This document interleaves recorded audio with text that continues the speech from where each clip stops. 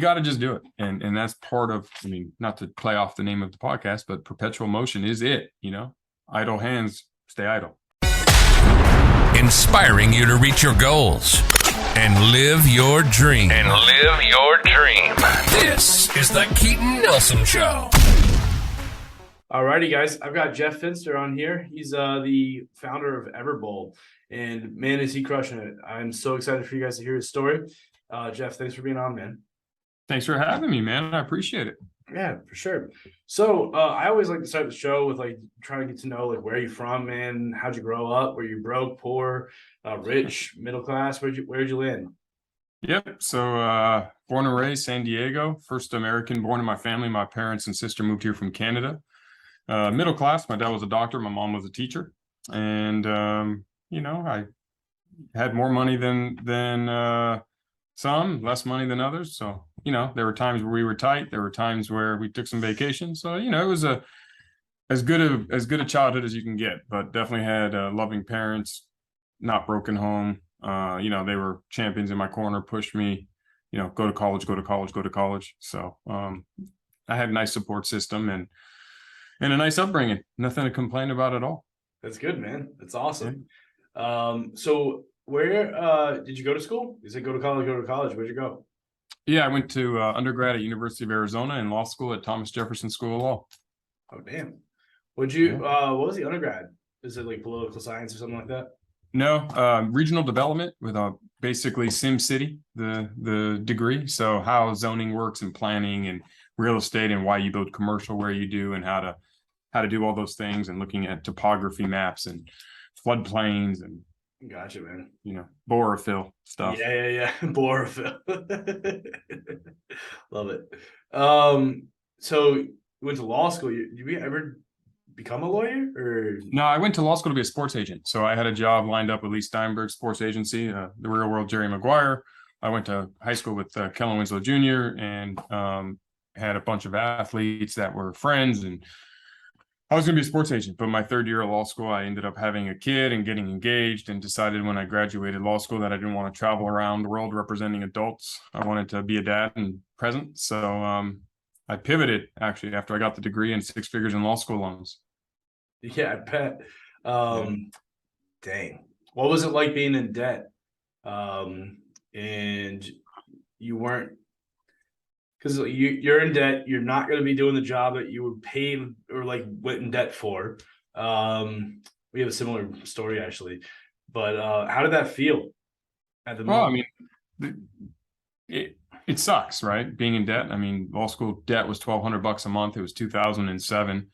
And on top of which I now have a baby to take care of and a fiance to take care of. And luckily I have a higher education degree, so I was employable, as far as jobs go, but I didn't know what the hell I was going to do. I'd always done sales and marketing stuff, and sports agency is selling yourself, selling your client. I was pretty good at telemarketing in college. I had a nice telemarketing job and an outside sales job. So I figured sales is where I was going to go make my money. I mean, truthfully, being a sales rep is kind of like the best way to carve out your own income if you want to make money fast, because if you get the right job, you're not limited to, you make this salary until this period, then you get a raise and you move through, but you actually can kill what you eat, so to speak, eat what you kill. And so you can grow your own wealth that way. So I got a job with ADP, the payroll company. Oh, nice. And I was slanging payroll door to door. Businesses 50 and under were kind of my sweet spot. I was there for just over 6 months. My first 6 months there, I was the #1 sales rep in the country. I made President's Club, made 210 grand, bought a house. Everything was going great. I had a whole career lined up with ADP. They told me, "Oh, you're going to be the CEO of our company one day." And when I took the job in my contract, I had a $17,000 base pay increase. So I was at 38,000 plus commission. And if I sold a certain amount, I'd get up to 54,000 base. And this was 2007. And so I hit those numbers in just under 6 months. And I went to my boss and I said, "Listen, I hit my numbers. I want my raise." And they told me, "Yeah, you get it at the end of the fiscal year. It's an annual bonus. You just happen to hit it faster than most. So you got to chill out till the end of the fiscal." It was January of 08. Fiscal ended in June of 08. So I wouldn't get it till July. And I said, "No way."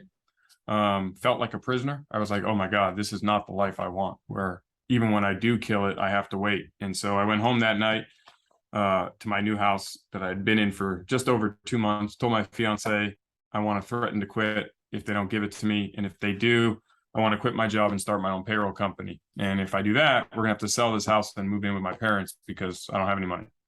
And she was supportive, and I went in the next day, threatened to quit if they didn't give it to me. They told me to quit if I'm not, there's nothing they could do, basically. So they called my bluff.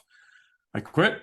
We sold the house, moved my daughter and my fiance into my mom and dad's house, and started my first company in February of 2008, which was a payroll company called i-CHEX.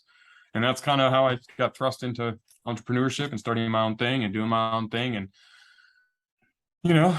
still in debt, and happened to be 3 months before the great financial recession. So my timing was awesome. That's wild, man. Yeah.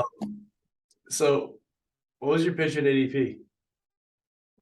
When I was selling payroll? Yeah. Myself, I basically said, listen, you don't get fired for choosing ADP. 1 out of every 5 Americans is paid by an ADP check. Everyone else is trying to do what we do. We're the world's best. So go with us. And if it doesn't work out, I'll help you go back to whoever you're with. So you have nothing to lose, and it'll work. And then when I competed against ADP, I just flipped the script and I said, listen, ADP is never going to go anywhere. So if I do a bad job, you can always go back to ADP, and there's guys like me begging for your business. So why don't you give me a shot? I'll cut your bill in half. And if you're not happy, I'll help you move back to ADP. I used to work there as a number 1 sales rep. I know it inside and out. I know everybody there. And I assure you that you won't have any issues or problems. Yeah. So what about the objection? Like, oh, it's too painful to switch. I don't want to take. Well, that's the beauty of having me. So I handle all that for you. So really all I need from you is a check stub. Give me your 2 last payroll reports. If you don't know how to get them, I can get them for you, and I'll handle the whole thing. And all you're going to notice is you're going to pay less at the end of the month. Sound fair? Sounds fair. That's good. Love it, man. Very, very cool. So yeah, where'd you grow that business to? That your i-CHEX. So i-CHEX, yeah. So i-CHEX, we grew, actually exploded in the financial recession. Actually helped because my pitch was to save you money. So I was helping businesses save money when the world was tightening and everyone was hurting. I ended up raising some private equity capital at the end of 2008, beginning of 2009 from Innovate Partners and Claritas Capital. We ended up changing the name to Canopy HR and built one of the world's first single database HRIS platforms, leveraging technology, bringing it to an antiquated, industry where everything was in filing cabinets and on paper. So we built a single database employee self-service portal from hire to fire and every event in between. And then in 2011, sold it to a company in Florida called Mangrove Systems. And, it was fun. It was a good experience. I bet it was. Yeah, so I got questions about that. So when you're going and searching for private equity, what was that like? Or fun? So it's interesting. Professional money is very dangerous. You're dealing with sophisticated experts that understand what they need to do to protect their money, their downside risk. They're going to get what they want from you. That doesn't mean you shouldn't do it. It just means you need to go with clear eyes and a full understanding. I got my MBA through the School of Hard Knocks dealing with private equity firms, because while we sold the company, what I failed to realize was how much of the company I was going to own at that time. So what happened was we raised 1.5 million originally, and we took their money, they gave it to us, and they gave us all this advice. You should open another office in our Orange County facility. So I had 2 offices. We should hire these people, hire a CTO, hire this, spend this, do this, do this. So yes, as our revenue was doing this, in parallel, our expenses were doing this more than what our revenue was. So every new dollar I brought in, we spent $1.50, which means inevitably you're going to run out of money, but you're growing. And so every time we were going to run out of money, or we were forecasted to run out of money in 6 months, they would say, listen, business is great. We'll put in the money. Do you have your share? No problem. There'll be a dilution event, but we'll put more money in. So they were systematically taking more of our company as we were growing all the way to the exit. So I started, when I first raised the money, I had a partner, me and my partner, we had 71% of the company. When we sold, we were down to 18%. And so you can do the math on that. But am I upset about it? Absolutely not. I made money. I have an exit on my Rolodex. I did good by my private equity guys. I gained an enormous amount of knowledge and expertise. I think that's what's fun. The MBA that I got was through I didn't pay money to go to, I didn't pay a college for an MBA. I paid money through the sale of my company, but I got that knowledge. So now I have a law degree and an MBA through the School of Hard Knocks, and it set me up for the next 10 years of my life, So, Where did you grow the company to before you took on money? Like what was your revenue at? How many employees did you have? What was that looking like? So the employees was my partner, myself, and we had 2 employees, so 4 of us total. Revenues at that time, I think our annualized forecasted, following 12-month revenue was going to be about 3.1 million. Shit, it's a lot of payroll, isn't It's a lot of payroll. it? A lot of payroll, especially when I'm charging you $50 a paycheck. Yeah. But I figured out how to get people to come to me versus me go to them. So instead of selling door to door and one-to-one, I started basically getting figureheads. So I went to bankers and I went to CPAs, and I would go to a banker and I'd say, listen, you open up new business bank accounts every day, all day. I'll tell you what, when you open up those accounts, you introduce me every single time. And I'll tell you what I'll do is every time I'm out on the streets and I sell a new payroll client, I'm going to tell them that I work with you, Mr. XYZ at Chase Bank. And so I'll bring you business, you bring me business. And so I did that with CPAs, I did that with bookkeepers, I did that with bankers. So basically, obviously it's geographically constrained for them, not for me. So if you were a Chase banker in La Jolla, and I have any business I sell in La Jolla, I'm going to bring them to you. But obviously, if they're in Los Angeles, they're not going to go to La Jolla for the bank. So I get to find a banker in Los Angeles in these sub markets. So I found bankers in all my markets. I found CPAs and bookkeepers in all my markets. And I used the same easy pitch, which is I'm working for you, you're working for me. So I ended up having an enormous army of sales reps all over the country selling for me, because every time someone would open a business bank account or they'd hire a CPA to do their books, that CPA would say, well, listen, who does your payroll? Oh, ADP. Well, I want you to talk to Jeff over at i-CHEX, because Jeff is who I work with. He gives me the reports in a manner with which I need them. It'll save you money on the back end with me, and he'll save you money on the front end with your payroll services. He's great. I trust him. Use him. Mm-hmm. He's going to say no to that. So I started getting so many inbound leads from that I grew my payroll business very quick, which not only helped us with revenue and helped us make money, but it also attracted private equity. And then when we switched to our HRIS platform and our Canopy HR system, we started going upstream to much bigger clients, and we started working with some of the, 3-day blinds and Jiffy Lube and Easy Lube and, pickup sticks and all these bigger restaurants and bigger industries. But it was the same methodology, right? It was the same approach, which is instead of me selling to them, build a net and have them come into and swim into your net. That's cool. Really, really cool. But before you, let's talk about when you went to the first banker, right? You went to that first guy, Chase Bank. Did you feel like you needed to give him a referral first, or Of course, you know what I mean? That's the other thing. People can go to a whole bunch of these JV partnerships all they want and make these partnerships, but if you're not giving back on the other end, you're kind of just an asshole, and people find out really, really quick. You know what I'm saying? Well, 100%, and it's lead with value. So that's exactly how it would come first. Is I would pick a banker in a market because I would already have sold a client in that market. So it's not like I'm like, oh, I want clients in, El Paso, Texas. Let me just go find a banker in El Paso, Texas. No, I go find payroll clients in El Paso, Texas. I do the hard work first. Then I say, listen, if you want to save an extra $10 per paycheck with me, I want you to go talk to Sally in this regional bank, or Wells Fargo or Chase or whatever bank it happened to be, which was the best bank in that area for business. And I would Google what is the best business bankers in the region, find out who they are, and then I bring them business first. Always, and gift card and take them to lunch and wine and dine and make sure that they love me, because I need to give value first. They're going to give me a lot more value later. Wow. So you only had 4, well, I guess I'll count yourself as an employee, but you had 4 employees when you're projected to do 3.1 million. I know that's a shitload of clients and a shitload of I know what I pay for payroll. It's a lot of payroll. How it is, yes. Were you guys pulling your hair out and shit? You guys must have been working nonstop. Well, I mean, the beauty was, luckily, it was 2007 or in 2008 and 2009 and not 2002. So we had a technology that handled most of the payroll stuff. Think QuickBooks, right? So think of a bookkeeper who handles big clients with QuickBooks. So I had an online portal where people would you'd enter your own payroll hours, you'd hit process, it would send me a report, and then we would print checks, put them in envelopes, and give them to a FedEx courier that's going to deliver them next day, or the direct deposits would happen by the bank. So you don't need an enormous number of humans to handle that kind of processing. What you do need, you get pissed off clients ever? Oh yeah. Oh yeah, I'll tell you the very first payroll, a funny story. So it's me and my one of my best friends.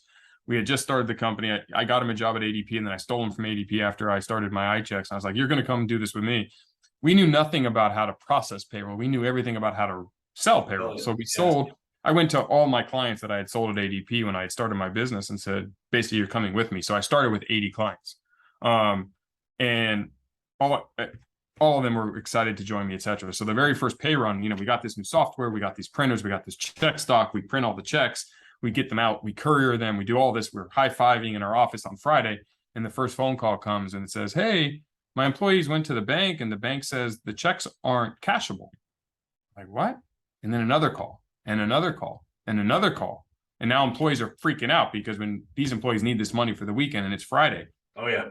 We didn't realize that there's this thing called micro ink, which is it's a magnetic thing that's in the ink of that you buy, special ink cartridges that the bank software knows, so you don't print checks at home and do check fraud.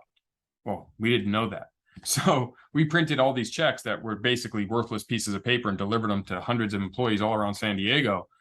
And so we then had to get in our cars and drive payroll to people and to their banks and make deposits and run frantically on our very first pay run because we had to learn about micro ink. So yeah, there's problems. That's how you learn. That's how you learn. You You know learn what I by mean? doing. Like, yeah, that's funny. Oh man. Yeah. Yeah, that's great. And you could have waited until you figured all that stuff out and then gotten clients, but you just went and got clients for You know what those people are? Those are the people who end their life with regret and always talk about what they could have done. It's never perfect. You'll never learn it all. It's like I can tell you about what it feels like to swim and how to swim, but until you actually go in the water and try, you'll never know, right? It's a different experience. So you got to just do it. And that's part of, not to play off the name of the podcast, but perpetual motion is it, idle hands stay idle. That's it.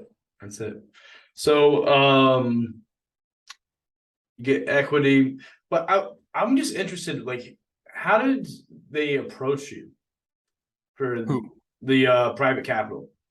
We went out for them. You did? So I went to, so my personal CPA, he's got a lot of relationships, etc. He's a very good friend of the family. He's been my CPA, my dad's best friend forever. So I went to him and said, "Look, we're looking to raise capital because we recognize we wanted to build technology. We wanted to kind of change the scope of the business from where we were to where we thought we needed to be. And I needed money to do it." And so we went basically and said, "Hey, can you help us make some introductions?" He started introducing us to investors and some private equity firms, and we went through the dog and pony show, and luckily we were able to close one. So it was will they take 29%? Initially on the first run, yeah. 1.5? Yeah. Not a bad valuation. No. That's pretty cool. What did you exit with? Can you disclose that? Me and my partner combined had 18%. 18%. What was the whole valuation of the? I can just tell you, I made north of 7 figures. So I can't be upset about it, but I should have made a lot more. Yeah. What are some lessons throughout that process that you would like people to learn from you rather than trying to have it learn the hard way? Well, I think there's two things. Number one, a lot of people look at that story or hear that story and go, "Oh, and you shouldn't have raised the money." And I disagree. I don't agree either. Because what I've made personally from that day till now is 10x, right? I've made millions and millions of dollars since then because of the lessons I learned with that private equity and understanding how professional money actually works. This is America. This is it's based on capitalism, and professional money is actually how everything moves. And when you can get any kind of insight into how it actually works, how to have access to it, build that relationship capital with the right groups and the right people and know how they think and what they're looking for, you can then build and scale companies not only to make you money, but to exit. 90% of businesses never sell, not because they're not profitable, because they're not sellable. And they're not sellable because people don't realize what professional money who will buy you is looking for.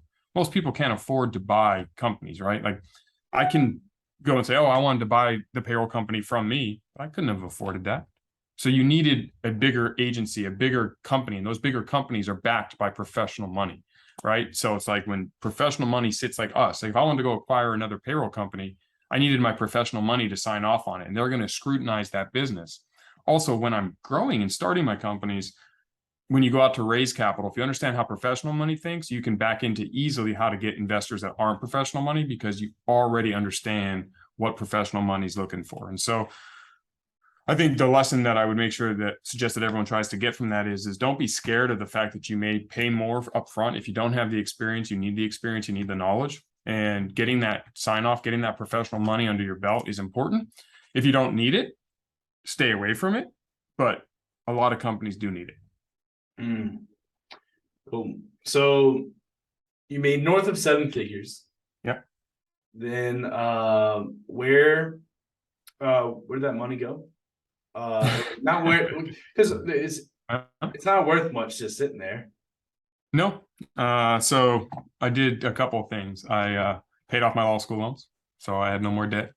Cool. I actually paid off my mortgage, so I actually own my house free and clear. Everyone told me that was a mistake, but interest rates weren't 2% like they were the last 4 years before this recent situation. And, you know, I just had a second kid. My second daughter was born at the end of 2011. And I just figured, you know what, no matter what, I can swing free and clear the rest of my days and know that I have a house for my family and not have to run any risk. So I paid off my mortgage, paid off all my debt. I had no bills. My monthly nut was just consumables, food, gas, power, etc., internet. And I decided that I wanted to work from a computer and start another company. So I knew nothing about computers. So I figured, hey, I'll start a digital marketing agency and I'll be able to work from home and see my kids more and not travel as much. And so I started a digital marketing agency, and ended up partnering with Neil Patel, who is pretty renowned in the space. He co-founded Kissmetrics, Hello Bar, Crazy Egg, and we worked with some of the biggest companies on the internet, from eBay, Overstock, Viacom, Amazon, Gunbroker, and made a lot of money, had a lot of fun, and helped a lot of companies, and did that from 2012 till end of 2015. Isn't that a coincidence? I run a digital marketing company. Yes, That's yes. fun. What advice would you give me? Well, same situation, right? I mean, it's all about sales and how do you get that? And so I knew nothing about digital marketing. Neil was an expert at digital marketing. I had relationship capital to bring to the table because I had sold payroll to a lot of big companies and leveraged the fact that I had just been in the HR department working with some of the biggest companies in the country, using our HRIS platform and meeting and greeting and making that building those relationships and making friends. And so now I was able to leverage that to this new endeavor. And I believe in the bug light theory. So, because I was not known in the industry and didn't know anything about it, I had to partner with somebody who did. And so I went out for the best. And so I reached out and got introduced to Neil and got him to work with me, and leveraged his name and brand reputation and his expertise and my sales experience and relationship capital. And we were able to do a lot of damage, and it was great. Back then it was a lot easier than it is today, because timing is just as important as knowledge, right? So I was in the payroll business back when it was still all in filing cabinets, and I was part of the revolution to bring it to digitize it. Digital marketing in early 2010, 11, 12, 13, 14, 15, you still had a lot of businesses that didn't understand internet, weren't selling a lot of e-commerce stuff. It was still new. It was still like most business was still done in catalogs. The Sears catalog was still a thing. Social media was still at the early stages. Everyone thought you had to be 12 years old to understand it. And luckily, I'm 40, but imagine how I looked 10 years ago. I'm a young looking guy. And so Neil and I fit the bill. We looked the part. We were young. He understood it. We could talk CRO, CMO. We could use acronyms all day long. And I can tell you about how we can use pixels on your website and track heat maps, and Crazy Egg did this, and Kissmetrics got down to the granular level. I could tell you something, shopping cart abandonment, and let us do this. And so we built a lot of contracts where we made our money on the upside. And so it was awesome. It's a lot harder now. Every company understands it. There's a lot of sophistication in your industry now, which is one of the reasons I got out of it at the end of 2015, is the easy money, I think, was made. And so, I'm an entrepreneur. I'm not a lifer in any one industry. And so, but I think for if I was starting again, I would probably look for a niche inside of it. Instead of trying to be a digital marketing agency to everybody, I would cherry pick a niche, a vertical, whether it was lawyers, whether it was dentist offices, and really figure out how I can help them on the local SEO stuff, because that's actually going to turn into real business for them, and get them clients. If I was going after the big guys, you got to have relationships. You got to know people inside those industries. Cool. Yeah. So when did Everbowl come about? 2016. So sold off our clients. Neil spun off. We spun it off, and then Neil started Neil Patel Digital, and I was kind of retired, driving my wife and kids crazy. And my wife said, "Go do something. You're driving us crazy." So I started Everbowl kind of as a hobby, and I wanted to reinvent the healthy eating situation in America. 3 out of 5 Americans eat 3 out of 5 Americans eat fast food 3.2 times a week. So we realize that we have a fast food problem in America, an obesity problem in America. When you look at heart disease, stroke, obesity, cancer, diabetes, hypertension, and all these conditions that plague us, 80% of them are preventable or delayable with lifestyle, moving our bodies and eating real food. And so I wanted to make healthy eating affordable, filling, delicious, and accessible. And so I figured, hey, I'll start Everbowl. I love acai bowls and superfood bowls. There was no availability to get them back in 2016. Nobody knew what they were. Jamba Juice didn't have them. Smoothie King didn't have them. The big guys didn't have them. There was a few small little coffee shops that did, and local little eateries. I was importing them and making them in the house. And so I took over a Smoothie King in Poway, California, and turned it into Everbowl as the world's first, acai bowl focused, create your own style like Chipotle, and did it as a hobby, figuring, hey, I'm going to grow this thing and scale it. And so I started my first one. And it cost me almost 300 grand to build it, which was a lot of money. And I was like, well, I want to build 100 of these, so that's not going to work. So part of my scale, the way I scale companies, is a concept called vertical integration, where I vertically integrate all of these issues. So I started a construction company called We Built Stuff, and We Built goal was to That's awesome. was to build Everbowl. No, just like you like glaze over it because it's just what you do, But it's pretty funny. You're just like, oh, it's going to cost me too much money to build this, so I'm going to create a company that builds things. That's fucking awesome. Well, you're gonna, because I was gonna build 50 of them, right? If I was only building one, it wouldn't make sense. But I knew I wanted to build 50 Everbowls. I knew I was gonna then go spend 50 times 300 grand. That's a lot of money. So the margins must be really good, and at a minimum, I can cut my cost by 40%, because that's the margin on that stuff, even if I don't do it better.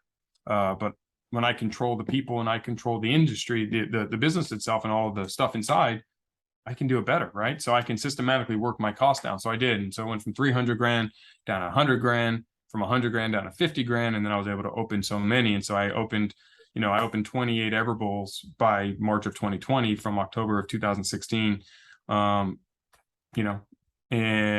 built them all myself. Well, my company, We built them. And it was great, and then COVID happened. And so March 18th, 2020, we laid off 400 plus people, shut down 28 stores in 2 states, and sat around thinking, what's next? And that's part of being an entrepreneur. Perpetual motion is doing something active, right?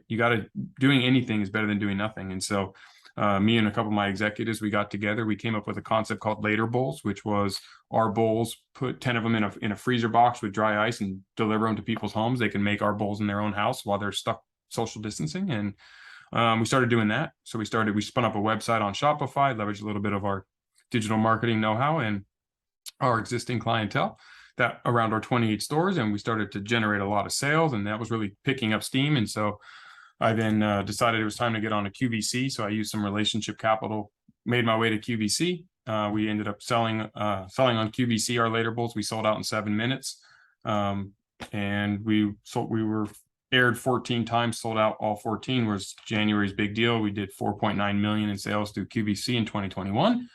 And we had this new direct-to-consumer business. And then so when May started, we reopened all of our Everbowls and decided it was time to franchise. And so that was our first opportunity. We were never going to franchise, but now it just made sense because I couldn't travel as much. And we had over 500 franchise requests all along. And I never wanted to be in that business, but we're kind of built to franchise because we build the stores. We have all the systems in place. I have a third company called Unevolved Products, which is I import my own superfoods and we manufacture it all. So that's what provides the food for the direct to consumer. So I could sell the food for the franchisees. I could build the stores for the franchisees. I could give them the brand Everbowl, and then I could give them the playbook on how to do it. And so we started franchising, and we sold off all of our corporate stores, and now we're up to 324 franchise locations. Drew Brees is our biggest franchisee. He has 100 stores. We're in 16 states. You know him personally? Yeah, he's a friend of mine. Yeah. That's awesome. And he's actually an investor of Everbowl as well. So he's an investor. He's a brand ambassador. He's a franchisee. Yeah. What's the franchise cost? So our franchise fee is 30 grand, and we build the store for about 100 grand. So it's all in about 130 grand. And our competitors, to build a competitor of ours, will normally cost you about 300 still. So we're about 150 grand cheaper. So you can get 2 or even 3 Everbowls for the price of one of our competitors. So same model from Payroll. I'm going to do it better, faster, and cheaper, because that's how you make sales and that's how you grow your brand. And the beauty is, because of the vertical integration, I can also do it even cheaper if I had to, right? I don't have to make money building the store. I'm building Everbowls. The fact that I can make money doing that is a dream, but really it's to save money, because I want you to open and put my brand in your location, get it open in a new market, introduce us to 300, 400, 500, 600 people a day. And all of a sudden we grow, and then we get more franchisees as a result of them coming in, trying the food and seeing it. And to help us with marketing, right? If you want to get all this free attention in marketing, growth and momentum helps, right? So the faster we open stores, we get publicity. The more publicity we get more sales, which helps us open more stores, and it becomes this amazing self-fulfilling prophecy circle. Very, very cool, man. How much? Pause on that one. The stores, are you building it from the ground up? Or is it like you're building out a location? Building out a location. Usually it's a second gen something, whether it was a former restaurant or a haircut or nail salon or an office building, like a State Farm agency. I mean, usually it was something else. We have done gray shell, where they basically have just built a brand new building and we're the first tenant. Okay. I don't recommend those. Those cost a lot more money because you got to do like duct work and put in bathrooms and spend more money on things that you can just find something else that already has it. But sometimes the location's killer. I mean, we built one from the ground up on college campuses. I mean, we're in sports stadiums. We're in Las Vegas Raiders Stadium, San Diego Padres Petco Park, Pechanga Arena. We're going into the Superdome. We're on college campuses: San Diego State, Arizona State, University of Central Florida, Purdue. We're opening in Auburn, University of Auburn. So those ones, like, those are cash cows. I'll build from the ground up. But your local suburban retail center where there's a grocery anchor, it's easier to just take a second gen something. Yeah, for the ones that are in the retail centers, what's the revenue looking like and the margins and everything? I mean, this is a pitch for you to sell to your franchisees, but I'm actually interested. They vary, right? So it varies by region and market. Franchise laws, which means I can't tell you or make commitments that are going to lead you to believe certain things. I can tell you the margins are healthy when you can do. Our goal is about 100. If we can get about 120 to 150 customers a day, which isn't that many, we do really well. Really well. Our average ticket's $13 to $15, so you can start to do some math. But the benefit is that's not bad at all. It's not, no. And the benefit is that the way we built these, it's the next iteration of ice cream shops, right? So my 17-year-old daughter, she's been working with us since she was 14. She manages the store by herself. And in 1 hour, I can train anyone who's 13 years old or older to handle customers, right? They won't be able to handle the inventory and back of house stuff, but they'll be able to handle whatever customer flow. I mean, it really is create your own. You walk through, it's like Chipotle. You point, I fill your bowl and give it to you at the end. So there's not a lot of complexity to it. You don't have to cook anything. There's no hoods, no ovens, no grease traps, no real sophisticated labor. So it's as simple of a restaurant as you can be. It's closer to a convenience store than it is a restaurant, or as close as you could get to one. And so the simplified the ovens. Yeah. Because you don't have to. The problem when you get into any type of more of a real restaurant is if you lose your cook, you have to train somebody. If they cook the food wrong, your customers are upset. We manufacture all of our flavors and provide them to you. So you are scooping our acai, our vanilla, our pitaya, our cocoa love. I've already made the flavors. They taste the same in every single Everbowl, just like McDonald's, right? McDonald's, you go in, a Big Mac tastes the same every single one you ever go to. Right. The challenge franchises have is when it's different, right? And when you're starting to cook to order, you're at the mercy of how good the chef is or how well trained they are. And then if they leave, the business is kind of stuck. If everyone quit on me tomorrow, I can get a new crop of people in, high school age kids who want minimum wage and want to make tip money and aren't lifers. And I can help them be a valuable employee within an hour and 10 minutes. I mean, it's literally that quick. So it's a simple business, which is one of the things that attracts people to it. It's a hot brand. It's a hot market. You know, health and wellness is the future. People understand now that eating bad is bad for you. RY is this word unevolve, and it's a word I created and trademarked, and it means to live actively and eat stuff that's been around forever, live an unevolved lifestyle. And part of that, I think, is clear, right? You see the movement towards, you know, plant-based products and health and wellness, and even McDonald's came out with McPlant, and salads are in their menus now, and people are trying to figure out how to capture this health conscious consumer. So that's where the world's going. And as a result of that, skate to where the puck's going to be and get ahead of it. And that's, again, I would say my number one thing I've been fortunate about in my career is timing. I tend to be in the industry at the right time. If I started in the payroll business today, I wouldn't have had the success I had. If I started in digital marketing today, I wouldn't have had the success I had. And if I started Everbowl today, I wouldn't have had the success I've had. So timing is just as important as the idea. You know, you don't want to come into a saturated market. Your goal is to get there early, right? Like real estate, buy the land before everyone wants it, not buy it at the top of the market, buy low, sell high. So timing is key, and that's part of business. That's, you know, that, right? So not just one of the things. No, this is we need to be reminded more than we need to be taught. Correct. Yeah. Well, it's hard. I mean, buying low and selling high in anything is really hard. Like, I'll be honest, people are not buying certain things right now, like whether it's Bitcoin, whether it's stocks, whether it's this, because they've been getting crushed lately. I just bought a lot of stock, a lot of the indexes 2 days ago. Look at the last 2 days. I mean, it's flying up because it was oversold, right? You want to buy when there's blood on the streets, and you want to sell when everyone thinks it can't go down. It's hard though. It's easy to say it. Everyone knows buy low, sell high. It's really easy to say. It's really hard to do. You know, oh my God, when everyone's selling and it looks so gloom and doom, nobody wants to buy. And then when everything is going up, nobody wants to sell. And so that's why most people don't make money in markets. That's why that's why it's called the 1%.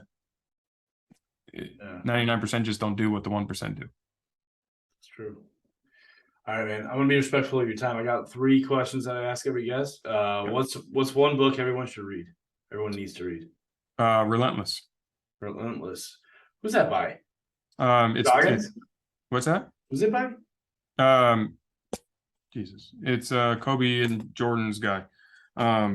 Goggins. Oh no, not Goggins. No, I'm blanking on his name. I'll tell you. I'm sorry, man. It's my favorite book, and I'm literally blanking on his name now that you just put me on the spot. It's Grover. Tim Grover. Tim Grover, yeah. Yes. Okay. Cool. It's actually a really cool story. It's Tim Grover was the personal trainer for Michael Jordan and then Kobe Bryant and Dwayne Wade. And he gets into the mindset of being relentless and what separated those guys from the rest, and how it's not talent, it's not skill, it's all between the ears. So I highly recommend that. I read that book. Listen to it on audio because it's even better when it's being told to you. You'll laugh, you'll enjoy it, it'll inspire you, and you'll get out there and kick some ass. That's good. Yeah, I invested a lot in learning about mindset. It's in a matter of months I've quadrupled my business, you know. Oh yeah. Lifestyle gets better. I bet your relationship with your wife and your kids get better. Everything gets better when you fix your life. Yeah. Oh, for sure. For sure. You're stuck with it 24 hours a day. Mm-hmm. Yeah. So what's the biggest regret you have in your life? Ooh. Biggest regret. I mean, it's going to sound stupid because it's not that huge of a regret, but I didn't travel abroad in college. Really? Yeah. Why is that the regret? Just because I think it would have been such an incredible experience to do. And a lot of my friends did it, and I was too chicken. I was set to go. I was going to go to the island of Malta. And then in the last minute, I didn't want to go alone. And so I found an excuse and I didn't do it. And I regretted it. I don't really make excuses anymore. And when I'm scared of something, I persevere through it anyway. And if I have a personal mantra, which is if I don't want to do something, I have to do it. And if I want to do it, I do it. So I don't want to get up and work out. That means I have to do it. Right. Oh, I have to do it. Oh, I'm scared to go to Island of Malta by myself. I have to do it. You know, so I don't really do those stuff anymore. But in college, I was a chicken shit and I didn't do it. And I regret it. I know it's not that big of one, but I no, it's cool. with much regret. So I can't think of another one off the top of my head. Yeah. So you're gonna go back in time. This is my last question for you. You go back in time to talk to yourself at any age, but when you get back there, you can only tell yourself 3 sentences. 3 sentences. Yeah. What age would you go back to? Okay. What would those 3 sentences be? And then I'll leave it up to you if you want to say why. Right? You don't have to, but you can. I'd go back to 22. I would tell myself, lose the ego, be the dumbest guy in the room, and pay attention to your insecurities. And the reason why is because I spent the first 5 years when my payroll business pushing away talented humans from my organization because I had too big of an ego. I had an insecurity that I thought because I was super young and running a company, I had to be the smartest guy in the room and make sure everyone understood that I wasn't a fraud. And it took me about 4 or 5 years of losing talent before I finally looked in the mirror and realized I was the common denominator and I was the problem. And so I shifted my mindset after that when I was in my mid-20s to being the dumbest guy in the room, surrounding myself with rock stars and giving them the freedom to be rock stars and not be worried that I'm not the guy who came up with the idea or came up with the strategy. I'm the guy who wins because I'm on the team that came up with the idea or the strategy. And that made me go from making high 6 figures in wealth to high 7 and 8 figures in wealth, that little pivot. And it happened. If I can go back to 22, I would have saved myself 4 or 5 years and I'd probably be a billionaire right now. So I wish I could go back and do that. Cool. Really cool, man. Where can everyone go follow you? Social media at Fenster Jeff, email either jeff@everbowl.com or connect@jefffenster.com. Yeah. Guys, go buy a franchise. Yeah, why not? Let's have some fun. Yeah, cool. Yeah, so if you listen to this long, it means you like this guy. You can go check him out. Go rate this podcast, share it out with your friends and family. People need to hear this. This is really good. This is a good episode, man. Thanks for all your insight and advice. I really appreciate it.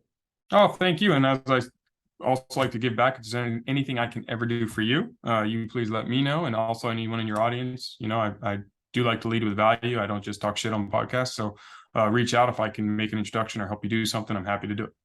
Awesome. You hear that? He can introduce you to Drew Brees. So I'm just kidding. Yeah. If you're listening, he's agreeing. So hit him up.